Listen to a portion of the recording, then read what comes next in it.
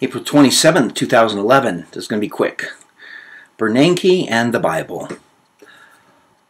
So much on my mind. I'm going to run down the gym and do buys and tries with Chip, and because my motto since I was a child, taught to me by my father, never give up. So even though I've had some things happen, I'm not giving up, and I'm going to do some buys and tries with Chip, fantastic training partner. Still works out with me, even though he's about 5 times stronger than me right now. Okay, Bernanke in the Bible. Big deal. Bernanke, talks about the minutes, or, has a press conference right after the Fed thing. So huge news on the financial stations. Royal wedding tomorrow. Huge news. One quick comment on the royal wedding. That would be basically the ultimate transfer payments. You have to ask yourself, what are those guys doing? Well, they're living off the British people. And I don't know. I don't know what the deal is with the crown countries, but what a transfer payment. Living in a $55 million home. Maybe that could go to the poor. So I guess you'd have to think, if you were really a king or a prince, how would you conduct your financial affairs? Back to Ben. I don't think Ben Bernanke, with all the pronouncements and all the media here in the U.S. and internationally, even though the U.S. is becoming increasingly irrelevant as far as a financial power, I don't think Ben Bernanke... Do you think he's read Matthew chapter 24? Do you think maybe he's read Isaiah, because he would have that Hebrew background, so it depends, how much he went to church or listened and studied Isaiah. So there's different cross currents among all religions. Like Isaiah is pretty much out there, and then Abraham is fundamental to all 3 major religions. But back to Ben. I don't think Ben is perusing Matthew chapter 24. I don't think Ben Bernanke is very interested in precisely what the book of Revelation says. I would bet that Ben Bernanke's never read the White Horse Prophecy. I bet he's only concerned about 2012 as far as how that mentally and psychologically affects the other people, or the other subjects here in the United States of America, because we're not really that free here in the United States. Okay. So, with all this focus on Ben Bernanke, millions of dollars of media coverage, arguably, or not arguably, supposedly the best minds analyzing this and that. And it's interesting to watch things. You see the apologists like Steve Leisman and the other. It's like, Ben, just the best, the best, the best, the best, the best. Even Ron Insana with a little,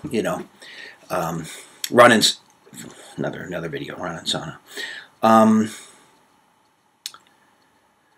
Okay, let's see. Pause. So many things going on. Back to Ben. So, Ben is really not reading the Bible. Do I think that everybody that reads the Bible has got it all figured out? No. I think that most people read the Bible, read it a tiny bit, and basically rely on their church leader or pastor for interpretation. They're busy singing and dancing, throwing in money, or giving money to the leaders of their church to build bigger buildings. But from my take on the whole thing is learn and study for yourself. Use your mind. So even Ben, I don't look to Ben as the God of anything.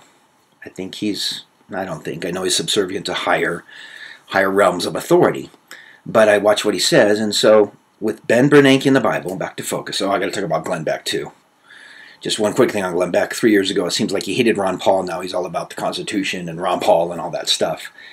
90% truth, 10% error. So discernment's key.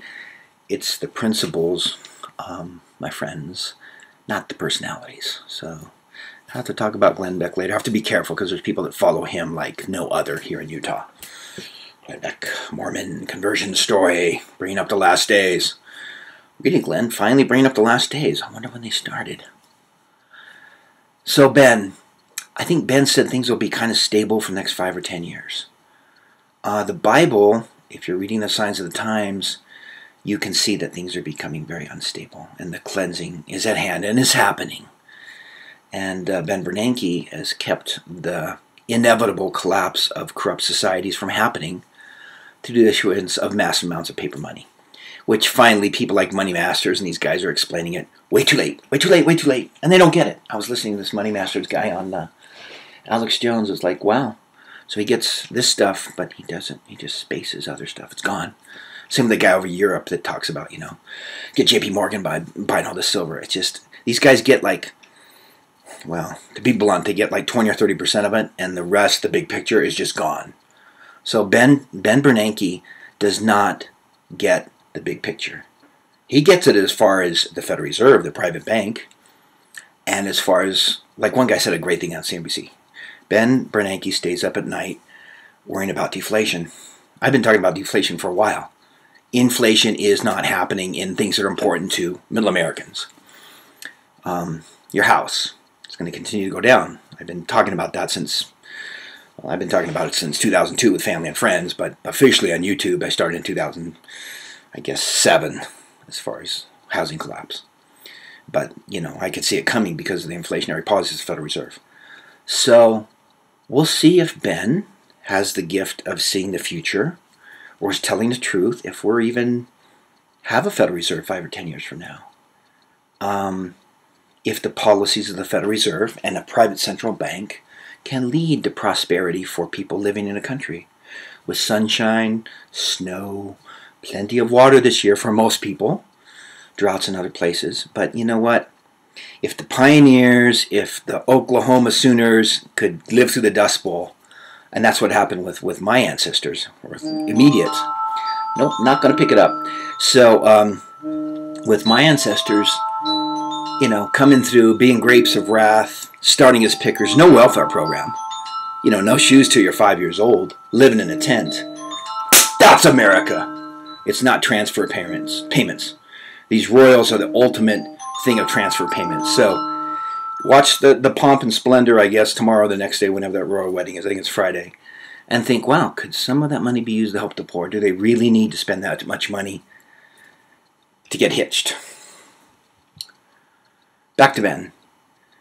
I think, in this video, for those that know how to record a video and keep it, because I really don't think the net will be up to vindicate or not vindicate as far as looking on the net with Bernanke, 5, 10. It won't be up.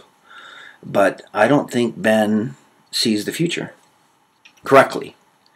He sees it according to how he can manipulate the economy, being chairman of the Federal Reserve, to a certain degree.